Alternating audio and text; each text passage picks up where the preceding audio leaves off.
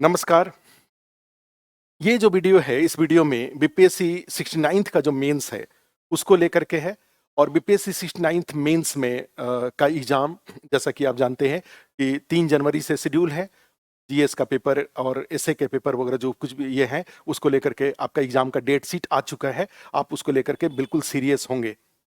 अब मेरा मानना ये है कि इस एग्ज़ाम में 2 बात मैं सुझाव इसको लेकर के इस वीडियो में आया हूँ। एक जो 68th का इंटरव्यू दे रहे हैं, उनके लिए, और दूसरा होता है 69th के मेंस के एग्ज़ाम में आप कैसे कहा जाए कि कुछ सुझाव आपके लिए।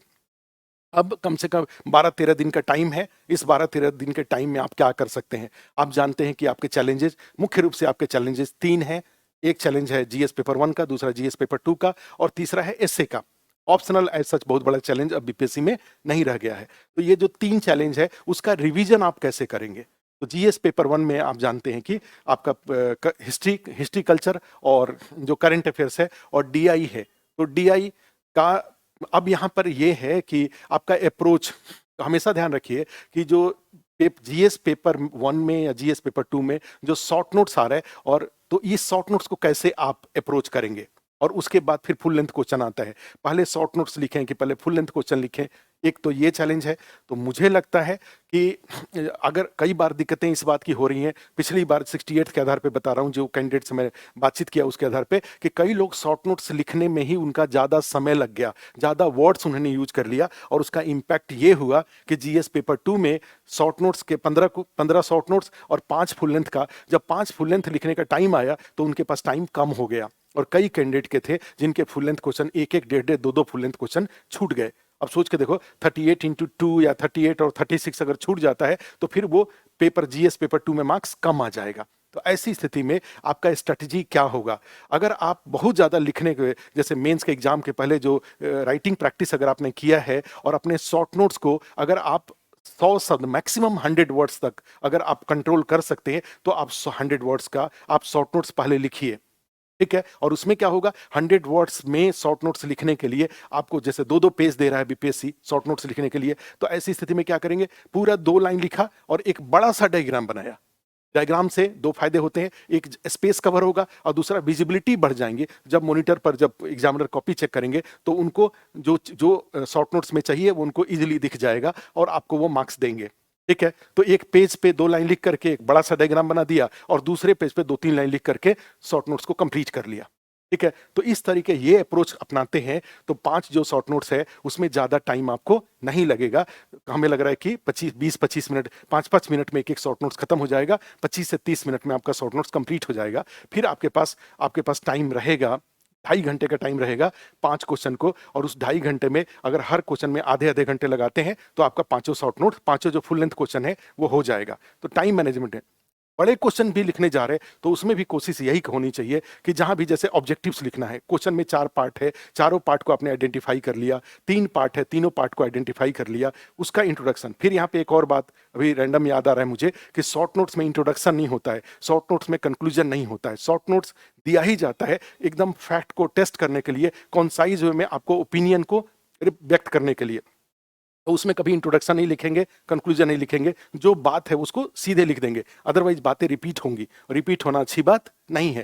फुल लेंथ क्वेश्चन में इंट्रोडक्शन, क्वेश्चन के डिमांड, जो क्वेश्चन का डिमांड है, सारे क्वेश्चन के 2-3 पार्ट हैं, सारे पार्ट को शामिल करते हुए एक इंट्रोडक्शन बनेगा। फिर उसके बाद जितना डिमांड, क्वेश्चन में जो डिमांड है उसको एक एक करके एड्रेस करेंगे, और लास्ट में वे फॉरवर्ड के रूप में कंक्लूजन सब मिला करके कंक्लूजन दे देंगे। ठीक है? आपका क्वेश्चन कंप्लीट होगा। अब यहां पर क्या करना है कि बीच में जब जा रहे हैं तो वहां पर भी अधिक से अधिक डायग्राम की कोशिश करिए, चाहे सर्किल बना करके, चाहे स्क्वायर बना करके, चाहे पॉइंट्स में, चाहे टेबल में, कोशिश करिए कि क्वेश्चन के डिमांड के अकॉर्डिंग अधिक से अधिक, ज़्यादा से ज़्यादा डायग्राम लिखे अगर बनाते हैं तो आपको वर्ड्स की जरूरत कम पड़ेगी और 5 क्वेश्चन को लिमिटेड टाइम में लिखना आपके लिए आसान हो जाएगा। क्लियर है? ये बात हमेशा ध्यान रखिए। जो फॉर्मल फर्स्ट पेज के जो भी प्रायोरिटीज, जो फर्स्ट पेज के जो डिमांड्स हैं, उस डिमांड्स को अच्छे से फुलफिल कर लीजिए, उसमें कोई गलती ना होने पाए, और उसके बाद क्वेश्चन के डिमांड के अकॉर्डिंग आप हर क्वेश्चन में, चाहे क्वेश्चन में, क्योंकि फिर वही बात है, पॉलिटी का कुछ सेकंड पेपर की बात करें, पॉलिटी है, इंडियन इकोनॉमी है, ज्योग्राफी है, साइंस टेक्नोलॉजी है, ऐसा कुछ भी वहां नहीं होगा जिस टॉपिक के बारे में आप कुछ ना कुछ नहीं जानते हो। ऐसे टॉपिक जिसके बारे में कुछ कम जानते हैं, तब भी आप उसको खींच करके आप जरूर लिखिए। ठीक है, क्योंकि कई बार एग्जामिनर जब रनिंग में रहेंगे तो वो उसमें कुछ ना कुछ मार्क्स जरूर दे देंगे। पूरी तरह से छोड़ना कोई टॉपिक को उचित नहीं है, छूटना नहीं चाहिए। बस यही बात है कि आप पहले से ही फर्स्ट लाइन से ही ये प्लान करके चलिए, किसी भी शब्द, किसी भी सेंटेंस को, किसी भी कंसेप्ट को एक लिमिट से ज्यादा एक्सप्लेन करने की कोशिश मत करिए। जैसे कई बार होता है कि आदमी कुछ ज्यादा ही समझाने की कोशिश करने लगता है, जबकि सामने वाला आपके पहले दूसरे सेंटेंस से ही समझ गया है कि आप क्या जानते हैं और क्या बताना चाह रहे हैं, लेकिन उसके बावजूद आप 4-6 लाइन और लेते हैं चीजों को, और उस 4-6 लाइन का कोई पर्पस, कोई औचित्य नहीं होता है। तो इसलिए आप 2-3 लाइन डायग्राम, 2-3 लाइन डायग्राम, चीजों को खींचते हुए आगे बढ़ते रहिए। 8 ये फुल लेंथ के 5 क्वेश्चन और शॉर्ट नोट्स के 15 क्वेश्चन, ये कॉपी में जाना जरूरी है जीएस सेकंड पेपर में, और वो भी क्वेश्चन के डिमांड के अकॉर्डिंग जीएस सेकंड पेपर में मार्क्स लाने के लिए। पेपर 1 में डीआई के क्वेश्चन गलत नहीं होने चाहिए, क्योंकि गलत होगा तो उतना मार्क्स सीधे घट जाएगा। और जीएस पेपर 1 में आप जानते हैं मार्क्स आता है 180, 90, 200 नंबर तक आ जाएगा यदि आप हिस्ट्री कल्चर के डायग्राम और डायग्राम प्लस जो शॉर्ट नोट्स है और फुल लेंथ क्वेश्चन है, और प्लस करंट अफेयर्स के शॉर्ट नोट्स और फुल लेंथ क्वेश्चन को डायग्राम वगैरह यूज करके अगर अच्छे से और डेटा इंटरप्रिटेशन को आप लिख अटेम्प्ट कर लेते हैं, तो फिर वहां पे भी है जिसको बहुत ज्यादा कॉन्फिडेंस है डेटा इंटरप्रिटेशन पे, तब आप स्टार्ट करिए पहले। अदरवाइज आप शॉर्ट नोट्स और फुल लेंथ क्वेश्चन को अटेम्प्ट कर लीजिए, और ध्यान में रखिए कि लास्ट के लिए आप कम से कम 40-45 मिनट का टाइम आपके पास जरूर बचा हुआ रहे डीआई के लिए। और उसमें डीआई में कई बार अगर प्रोसेस लिखने का टाइम अगर आपको नहीं मिलता है तो आंसर निकाल करके जरूर लिख दिया करिए।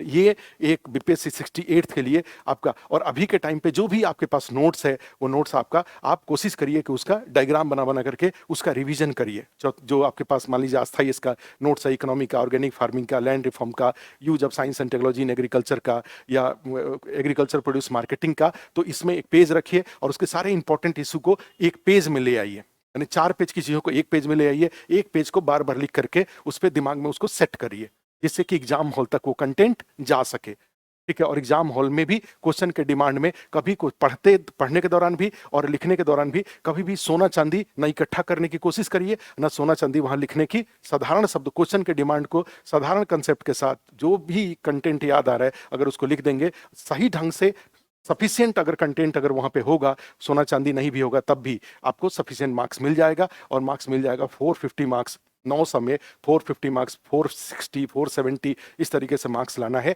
ये मार्क्स आ जाएगा बशर्ते आप साधारण शब्दों में भी, बड़े सिंपल लैंग्वेज में, साधारण कंटेंट अगर आप सारे क्वेश्चन को लिख देते हैं क्वेश्चन के डिमांड के अकॉर्डिंग तो।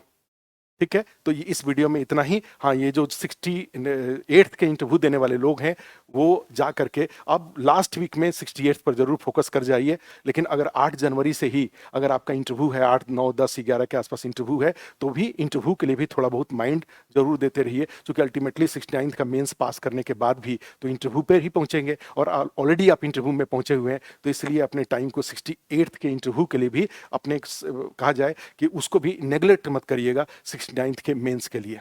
ठीक है, तो इस वीडियो में इतना ही। Thank you.